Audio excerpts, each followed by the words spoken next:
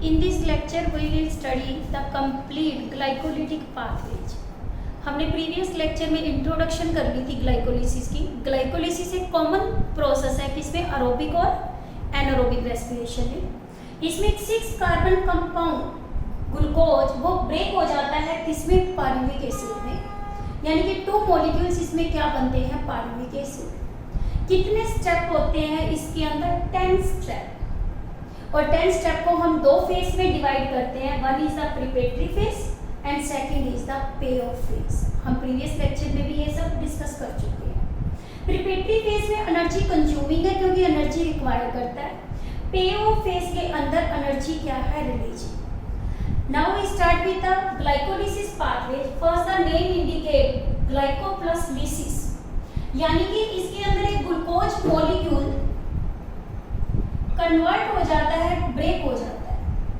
Lysis का मतलब क्या होता है, ब्रेक, और ये मिलकर क्या बनाता है, पायरुविक एसिड। ये कितने कार्बन कंपाउंड है, 6 कार्बन। ये पायरुविक एसिड कितना है, 3 कार्बन। तो कितने मॉलिक्यूल्स पायरुविक एसिड के बने, 2। और ये स्टेप किसके अंदर होता है, साइटोप्लाज्म में। हर लिविंग सेल, चाहे प्लांट है चाहे एनिमल है, हर किसी में ग्लाइकोलिसिस पहला स्टेप है। और ग्लाइकोलिसिस के अंदर साइटोप्लाज्म है। ग्लूकोज ये कॉमन प्रोसेस है किसका, एरोबिक का भी, और सेकंड किसका, एनारोबिक पाथवेज का। अब देखो ग्लाइकोलिसिस का अदर नेम है ईएमपी पाथवे। ईएमपी पाथवे क्यों बोलते हैं, 3 साइंटिस्ट है। एक क्या है, गस्टव अम्बेडर, एक है ओटो मेयरहोफ, एक है कौन सा आपका, टेरानस। इन 3 साइंटिस्ट के बेस पे इस पाथवे को नाम दिया जाता है, that is the EMP pathways. Embden, Meyerhof और आपका कौन सा, टेरानस। अब देखो ग्लाइकोलिसिस के अंदर कौन कौन से स्टेप है। सबसे पहले देखो ग्लूकोज है। ग्लूकोज जो आता है वो प्लांट में कहां से आता है, सुक्रोज से भी आता है। सुक्रोज एक शुगर है प्लांट के अंदर। पहले स्टार्च होता है, स्टार्च जब ब्रेक हो जाता है वो ग्लूकोज में ब्रेक होता है। ग्लूकोज से फिर क्या बनती है, ग्लूकोज बनने से पहले सुक्रोज बनता है। सुक्रोज कितने में कन्वर्ट होता है, 2 में, एक ग्लूकोज में, और एक कन्वर्ट किस में होता है, फ्रक्टोज में। और इसमें जो एंजाइम काम करता है इसे हम क्या बोलते हैं, इन्वर्टेज। क्या बोलते हैं, इन्वर्टेज। और ये इन्वर्टेज एंजाइम इन दोनों को कन्वर्ट कर रहा है, यानी कि ग्लाइकोलिसिस में ग्लूकोज भी एंटर कर सकता है और फ्रक्टोज, और इनके स्टेप ऑलमोस्ट क्या रहते हैं, सेम। अब देखो सबसे पहले क्या है, ग्लूकोज। ग्लूकोज कन्वर्ट होता है ग्लूकोज 6 फॉस्फेट में, यानी कि इसके 6 कार्बन के ऊपर फॉस्फेट ऐड हो गई। तो यानी कि फॉस्फेट का ऐड होना स्टेप का नाम है क्या, phosphorylation. This is the first step. इसमें जो एंजाइम काम करता है ये सारे क्या है, रेड कलर्स में एंजाइम्स। जहां हम फॉस्फेट ऐड करते हैं वहां एंजाइम काम करता है काइनेज, यानी कि काइनेज काम कर रहा है कितने, 6 कार्बन शुगर पे। So it is called hexokinase. This is the first step of the glycolysis. First step is called phosphorylation. Enzyme role play कर रहा है कौन सा, हेक्सोकाइनेज। किसको ऐड कर रहे हैं, एटीपी ऐड कर रहे हैं, एडिनोसिन ट्राइफॉस्फेट, और ये एटीपी में कन्वर्ट हो रहा है। और जब ये कन्वर्ट हो गया तो इसमें ग्लूकोज 6 फॉस्फेट बना दी। सेकेंड स्टेप, ये ग्लूकोज 6 फॉस्फेट अपने ही आइसोमर में कन्वर्ट हो जाता है फ्रक्टोज 6 फॉस्फेट में। आइसोमर के लिए जो हमारा प्रोसेस है, स्टेप का नाम क्या है, isomerisation. This is the second step. और एंजाइम जो काम करेगा वो एंजाइम कौन सा होता है, आइसोमरेज। और ये आइसोमरेज के आगे हम एंजाइम्स पे क्या लिख रहे हैं, फॉस्फोहेक्सो। क्यों फॉस्फोहेक्सो लिखा, क्योंकि यहाँ पे 6 कार्बन शुगर के साथ क्या लगा हुआ था, फॉस्फेट। कोई भी एंजाइम है जिस चीज के ऊपर काम करता है हम उसी के अकॉर्डिंग उसके आगे हम सबस्ट्रेट के बेस पे नाम देते हैं। यहाँ इसका आइसोमर में कन्वर्ट हुआ। आइसोमर आपको पता है जिनके क्या होता है, स्ट्रक्चर डिफरेंट होते हैं, तो उसे हम क्या बोलते हैं, आइसोमर। तो इससे क्या बन गया, फ्रक्टोज 6 फॉस्फेट। यहाँ मैंने आपको बताया कि सुक्रोज के ब्रेक से ग्लूकोज और फ्रक्टोज बन रहा है, यानी कि ग्लाइकोलिसिस ग्लूकोज से स्टार्ट होगी तो वो फ्रक्टोज 6 फॉस्फेट में कन्वर्ट हो गई। यदि ये फ्रक्टोज से स्टार्ट होगी तो इसकी सीधी फॉस्फोरिलेशन हो जाएगी, ये फ्रक्टोज 6 फॉस्फेट में क्या हो जाएगा, convert. This is the second step, it is called isomerisation. ठीक है। Now the third step, in the third step fructose 6 phosphate convert हो जाता है फ्रक्टोज 1,6-फॉस्फेट में। हम ग्लूकोज 6-फॉस्फेट को सिंपली ऐसे भी लिख लेते हैं, इसको हम लिख लेते हैं फ्रक्टोज 6-फॉस्फेट, इसको हम लिख लेते हैं फ्रक्टोज 1,6-बिसफॉस्फेट। ठीक है, अब ये केस में कन्वर्ट हो गया फ्रक्टोज 1,6-बिसफॉस्फेट, यानी 2 फॉस्फेट लग गए इसकी फर्स्ट पोजीशन पे भी और 6 पोजीशन पे भी, फिर यानी कि फॉस्फोरिलेशन हो गई। थर्ड स्टेप का नाम भी क्या रख दिया, फॉस्फोरिलेशन। और यहाँ एंजाइम क्या करेगा, आपका काम करेगा काइनेज, क्योंकि काइनेज आपको पता है एटीपी को क्या करता है, ऐड। और यहाँ पे क्या नाम रखा, फॉस्फोफ्रक्टो। क्यों फॉस्फोफ्रक्टो रखा, फ्रक्टोज के साथ क्या है, phospho. So enzyme name is the फॉस्फोफ्रक्टोकाइनेज। Now the fourth step. अब देखो क्या हुआ फोर्थ स्टेप के अंदर कि जो फ्रक्टोज 1,6-फॉस्फेट है, तो इसके अंदर क्या हुआ कि अब ब्रेकिंग हो गई। ब्रेक होगा तो फ्रक्टोज कितने कार्बन है, ये सभी 6 कार्बन है अभी तक, ये 3 कार्बन कंपाउंड में कन्वर्ट हो गया। 3 कार्बन कंपाउंड क्या क्या बनाता है, या तो ये बनाता है dihydroxy acetone phosphate. Dihydroxy acetone phosphate को लिखते हैं DHAP, डाईहाइड्रोक्सी एसीटोन फॉस्फेट। एक ही बन गया 3 कार्बन कंपाउंड। एक 3 कार्बन कंपाउंड इसने क्या बना दिया, ग्लाइसर एल्डिहाइड 3-फॉस्फेट। क्या बना दिया, ग्लाइसर एल्डिहाइड 3-फॉस्फेट। और यानी कि या तो एक ये बने या ये नहीं बन रहा, तो फ्रक्टोज सीधा ही ब्रेक होता है, 2 मॉलिक्यूल्स बनाएगा ग्लाइसर एल्डिहाइड 3-फॉस्फेट। और ये दोनों भी आपस में क्या है, आइसोमर। जहां ये आइसोमर है तो इसीलिए इस स्टेप का नाम आपका क्या है, ये 5th स्टेप है। बट इससे पहले 4th स्टेप आ जाता है जिसमें ये फ्रक्टोज ब्रेक हो गया डाईहाइड्रोक्सी एसीटोन फॉस्फेट में और ग्लाइसर एल्डिहाइड 3-फॉस्फेट, और यहाँ पे हमने बोल दिया 3 पावर। ठीक है, तो इसको मिनोमिक्स है, थोड़ा सा याद करने का वे। तो ये सप्लिटिंग है, सप्लिटिंग का दूसरा नाम क्या है, लाइसिस। ये इसका कौन सा होता है, 4th step. First step I am recalling again, phosphorylation. Second step is the isomerisation, third is the again phosphorylation, fourth is the splitting, and fifth step is also isomerisation, जिसमें डाईहाइड्रोक्सी एसीटोन फॉस्फेट कन्वर्ट हो जाता है किसके अंदर, ग्लाइसर aldehyde 3-फॉस्फेट। यहाँ तक के ये 5 स्टेप्स, इन्हें हम क्या बोलते हैं, प्रिपेटरी फेज। और प्रिपेटरी फेज कैसा है, एनर्जी कंज्यूमिंग, क्योंकि यहाँ पे आप एक एटीपी यहाँ दे रहे हो और दूसरा एटीपी आप यहाँ दे रहे हो, तो एटीपी को ऐड करना so called energy consuming process. तो यानी कि इसमें हम क्या कर रहे हैं, ऐड कर रहे हैं किसको, एटीपी को। और कितने मॉलिक्यूल्स एटीपी के जा रहे हैं, 2 मॉलिक्यूल्स। अब देखो इन 5 स्टेप को आपको याद करना है। याद करने के लिए इसकी एक ट्रिक है। किस फेज को याद करने के लिए, प्रिपेटरी फेज। इसको याद करो किससे, पिपली। किस नाम से याद करोगे इसको आप, पिपली। This is the mnemonic for learning the glycolysis preparatory phase.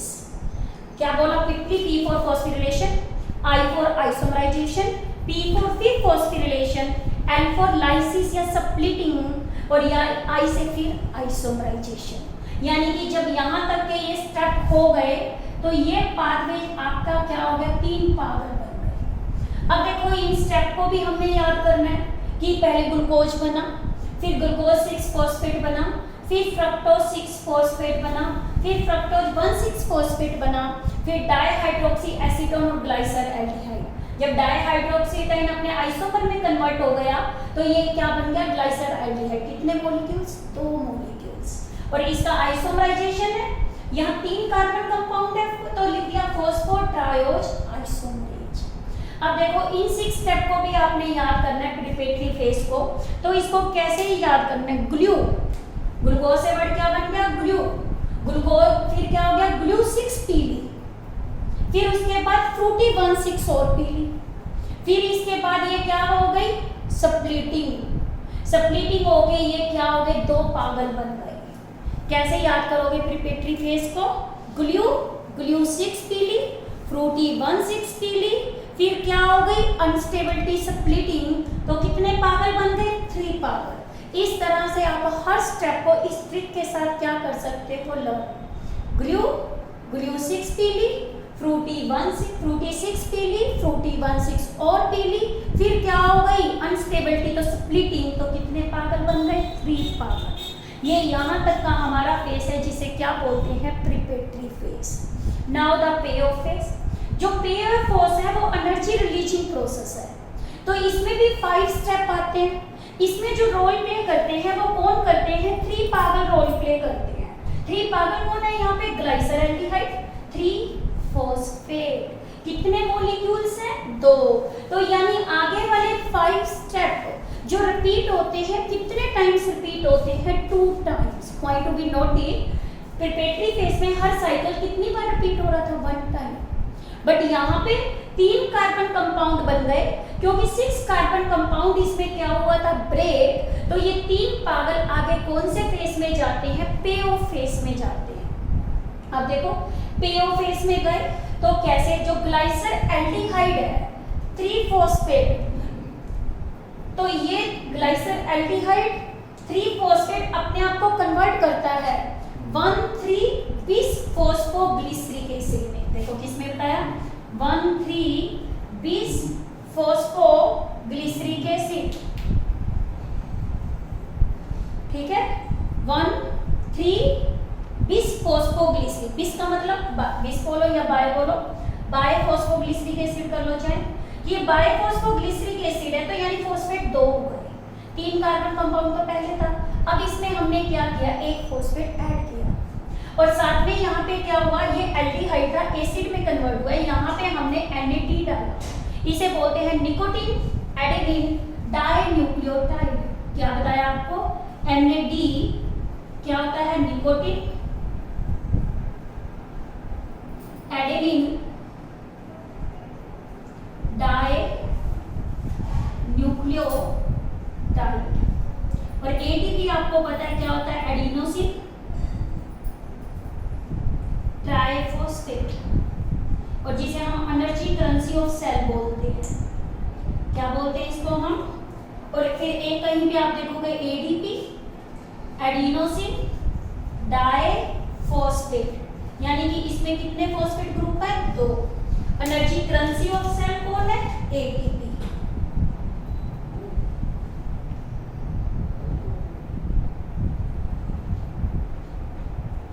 हो गया यहाँ तक, यानी कि इसमें NAD डाला, ये हाइड्रोजन सिक्वेंजर है, ये हाइड्रोजन को यहाँ से क्या कर रहा है, रिमूव, हाइड्रोजन को रिमूव कर रहा है। तो इस स्टेप का हमने नाम रख दिया क्या, डीहाइड्रोजनेज। एंजाइम काम कर रहा है डीहाइड्रोजनेज, साथ में ऐड हो रहा है फॉस्फेट, स्टेप का नाम हो गया dehydrogenation phosphorylation. This is the 6th step. 5th step हम कर चुके हैं आइसोमराइजेशन तक। 6th स्टेप इसके अंदर जो रहता है वो कौन सा है, डीहाइड्रोजनेशन एंड फॉस्फोरिलेशन। अब देखो 1,3 फिश यहाँ पे क्या थे, ये क्या बन गया, बाइफॉस्फोग्लिसरिक एसिड बना, और ऊपर एल्डिहाइड था, तो यानी कि ये क्या थे, पागल तो हैं बट ये कैसे बाय पागल है, यानी 3 पागल अब क्या हो गए, बाय पागल बन गए। तो अब इसमें क्या हुआ, फिर इसका फॉस्फेट ग्रुप जो यहाँ पे ऐड हुआ था, पहले तो देखो 3rd पोजीशन पे फॉस्फेट था, दूसरा कहाँ ऐड किया था, 1st पे। अब इसका 1st वाला वापस रिमूव कर दिया, रिमूव करा तो आपने ADP डाला, और ATP इससे क्या हो गया, बाहर, यानी डाई ट्राई में कन्वर्ट हो गया। और एंजाइम कौन सा काम करेगा, काइनेज। किस पे काम कर रहा है, ग्लिसरिक एसिड पे, फॉस्फोग्लिसरिक काइनेज। और इस स्टेप को हम बोलते हैं सबस्ट्रेट लेवल फॉस्फोरिलेशन, यानी कि formation of ATP। This question is very very important from NEET point of view. What is a substrate level phosphorylation? और ये सबस्ट्रेट लेवल फॉस्फोरिलेशन में क्या है, जहाँ पे ये सबस्ट्रेट ADP बन रहा था, वही यहाँ पे ATP बनाने में क्या कर रहा है, रोल। ये ADP जो ऊपर बना था वो यहाँ पे क्या हो रहा है, आपका यूज हो रहा है, यूज होके ये एनर्जी को रिलीज करने में हेल्प कर रहा है। साइकिल कितनी बार रिपीट होगा, 2 बार, क्योंकि कितने यहाँ पागल बने थे, 2 पागल बने थे। और वो कौन से 3 पागल यहाँ क्यों लिखा, क्योंकि 3rd पोजीशन पे क्या लगी हुई थी, फॉस्फेट। अब देखो यानी कि 1,3 बाइफॉस्फोग्लिसरिक एसिड में कन्वर्ट हो गया, अब ये 3 फॉस्फोग्लिसरिक में हो गया। अब इसकी पोजीशन चेंज कर दी, कि ये फॉस्फोग्लिसरिक एसिड था, अब ये 2 पोजीशन पे आ गया और 2 फॉस्फोग्लिसरेट में क्या हो गया, कन्वर्ट हो गया। तो यानी कि ये भी एक आइसोमर है। तो इसमें जो आइसोमर में काम कर रहा है स्टेप कौन सा हो गया, आइसोमराइजेशन। यानी कि आपके कितने स्टेप हो गए, 6 स्टेप तो कौन सा था, डिहाइड्रेशन एंड फॉस्फोरिलेशन। 7 स्टेप इसके अंदर आता है इसे फॉर्मेशन ऑफ क्या बोलते हैं, एटीपी। 8 स्टेप को हम क्या बोलते हैं, आइसोमराइजेशन, या इसका दूसरा नाम है सबस्ट्रेट लेवल फॉस्फोरिलेशन। तो इसमें एंजाइम कौन काम करेगा, म्यूटेज, किस पे काम कर रहा है, फॉस्फोग्लिसरो पे, और ये कन्वर्ट हो गया 2 फॉस्फोग्लिसरेट। अब ये 2 फॉस्फोग्लिसरेट वाटर को लूज करता है। जब ये वाटर को क्या कर रहा है, लूज कर रहा है, तो ये डिहाइड्रेशन, रिमूवल ऑफ वाटर, आप पढ़ते हो केमिस्ट्री में क्या होता है, वाटर का रिमूवल। एंजाइम जो काम करता है एनोलेज, एंजाइम कौन सा काम कर रहा है, एनोलेज, यानी डिहाइड्रेशन स्टेप इसका कौन सा हो गया, 9th स्टेप। 10th स्टेप में क्या होता है, वही एडीपी जो ऊपर बना था फिर यूटिलाइज हो गया, बट यहाँ फर्क है, यहाँ पे तो एक ही एडीपी बन रहा था, एक ही क्या बन रहा था, एडीपी, बट यहाँ पे ये एडीपी आपके क्या है, 2 तो यूज हो गए, एक यहाँ बना एक यहाँ बना, बट नीचे ये तो साइकिल एक बार हो रहा था, 2 एडीपी बने, बट पे ऑफ में यहाँ पे कितने एडीपी को कंज्यूम कर रहा है, 4 को कर रहा है। 2 यहाँ एडीपी की जरूरत पड़ी और 2 यहाँ एडीपी की, जो किसमें कन्वर्ट हो गए, एटीपी में। और ये इसका लास्ट स्टेप है जिसमें वापस फॉर्मेशन हो रही है किसकी, एटीपी की। ये भी स्टेप कौन सा है, सबस्ट्रेट लेवल फॉस्फोरिलेशन, और इसे हम कौन सा स्टेप बोलते हैं, 10। अब नीट में बहुत बार इंपॉर्टेंट क्वेश्चन आता है, सबस्ट्रेट लेवल रेसिपी जो आपकी क्या फॉस्फोरिलेशन, वो कितने स्टेप होते हैं ग्लाइकोलिसिस में, आप कहोगे 2 इसमें है। तो कौन कौन से लेवल पे आप देखो, एक तो 1,3 फॉस्फोग्लिसरेट कन्वर्ट हो रहा है क्या, 3 फॉस्फेट में, एक फॉस्फोइनोल कन्वर्ट हो रहा है कौन सा, पाइरुवेट में। जो 1,3 फॉस्फो कन्वर्ट हो रहा था इसके अंदर इस स्टेप का कौन सा स्टेप था, ये आपका 6, और जो आपका लास्ट वाला स्टेप था वो 10, यानी सबस्ट्रेट लेवल फॉस्फोरिलेशन के कौन कौन से स्टेप हैं, 6 और 10। 6 में 1,3 फॉस्फोग्लिसरिक एसिड कन्वर्ट हो रहा है 3 फॉस्फोग्लिसरिक में, और जो आपका 10th है फॉस्फोइनोल पाइरुवेट कन्वर्ट हो रहा है किसके अंदर, पाइरुविक एसिड के अंदर। तो ये स्टेप आपका कौन सा था। अब देखो इसको भी हमें याद करना है, तो इसको याद करने के लिए इसके स्टेप है, डिहाइड्रोजनेशन का दूसरा नाम क्या होता है, ऑक्सीडेशन।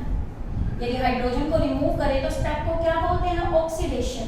हमने प्रिपरेटरी फेज को तो याद किया किससे, पिपली से, किससे याद किया, पिपली से, और इसको हम एनर्जी पे ऑफ पाथवेज को हम याद करते हैं किससे, ओसिस से। अब आपको ओसिस नहीं समझ आएगा, ओ से ऑक्सीडेशन, ऑक्सीडेशन में हाइड्रोजन का क्या करवाया था, रिमूवल। ए से जो आता है फॉर्मेशन किसकी हुई थी आपकी, यहाँ पे एटीपी की। जो पहला स्टेप कौन सा था, डिहाइड्रोजनेशन, और डिहाइड्रोजनेशन के बाद इसमें क्या बना था आपका, काइनेज बना, यानी कि हम इसे क्या बोलते हैं, डीपी लगा लेते हैं, या तो हमारा क्या है डिहाइड्रोजनेशन, या इसके अंदर क्या आता है, ओ। तो इसके अंदर फॉर्मेशन किसकी हो गई थी, एटीपी की, ठीक है। एक बार को ओसिस, यानी कि इसमें क्या हो गया, ये ओ से तो डी ओ या लिखो तो क्या हो गया, ओसी से याद रख लो, ऑक्सीडेशन। इसी स्टेप का दूसरा नाम है डिहाइड्रोजनेशन।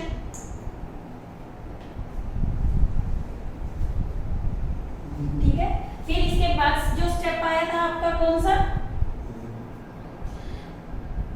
एक मिनट को, 5th स्टेप ये हो गया, 6th ये हो गया आपका कौन सा, डिहाइड्रोजनेशन। 7th में सबस्ट्रेट लेवल फॉस्फोरिलेशन हो गई, फिर आइसोमराइजेशन हो गई, फिर इसके बाद क्या हुई, डिहाइड्रेशन। तो यानी ओसिस, OCDS ऐसे बनेगा। S से सबस्ट्रेट लेवल फॉस्फोरिलेशन, फिर आइसोमराइजेशन, S से सबस्ट्रेट लेवल फॉस्फोरिलेशन, I से क्या बन गया, आइसोमराइजेशन, D से फिर क्या हो गया, डिहाइड्रेशन, A से वापस जो आता है उसे हम क्या बोलते हैं, S से वापस आता है इसे क्या बोलते हैं, सबस्ट्रेट लेवल फॉस्फोरिलेशन। उसको याद करेंगे पिपली से, और पे ऑफ को याद करेंगे किससे, OCDS, ठीक है। ओसिस क्या मतलब क्या है, या DCIDS भी कर सकते हो, DCIDS, D से डिहाइड्रोजनेशन, एस से आप करोगे तो क्या हो जाएगा, सबस्ट्रेट लेवल फॉस्फोरिलेशन, आई से फिर आइसोमराइजेशन, फिर डिहाइड्रेशन, यहाँ डिहाइड्रोजनेशन या डिहाइड्रेशन है, और फिर क्या है, सबस्ट्रेट लेवल। यानी कि 3 पागल बने हुए थे, 3 पागल जो अब कन्वर्ट किस में हो गए थे, वापस 1,3 पागल में, 1,3 पागल वापस किस में कन्वर्ट हो गए थे, 3 पागल के अंदर, 3 पागल से वापस 2 पागल बन गए, फिर उन्होंने इनोल पी ली और फिर पायरुविक एसिड में क्या हो गया, कन्वर्ट। यानी कि ये होल प्रोसेस है किसका, ग्लाइकोलिसिस का, जो कितने स्टेप में हो रहा है, 10 स्टेप में। एक पॉइंट नोट करो, यहाँ पे देखो कई जगह तो मैंने सिंगल एरो लगाए हैं, बाकी सारी जगह एरो कैसे है, डबल। सिंगल एरो सिर्फ 3 स्टेप के अंदर लगाए हैं, यानी कि 7 स्टेप इसके अंदर, 7 स्टेप तो कैसे है, रिवर्सिबल, ठीक है, और 3 स्टेप इसमें कैसे है, इरिवर्सिबल। और इरिवर्सिबल वाले स्टेप इसके अंदर कौन से नंबर के हैं, 1, 3rd और 10th, यानी कि ये आपके रिवर्सिबल नहीं है, बट कैसे है, इरिवर्सिबल। ये पॉइंट भी नीट पॉइंट ऑफ व्यू से क्या है, इंपॉर्टेंट है। ये होल प्रोसेस होता है किसका, ग्लाइकोलिसिस का, विद द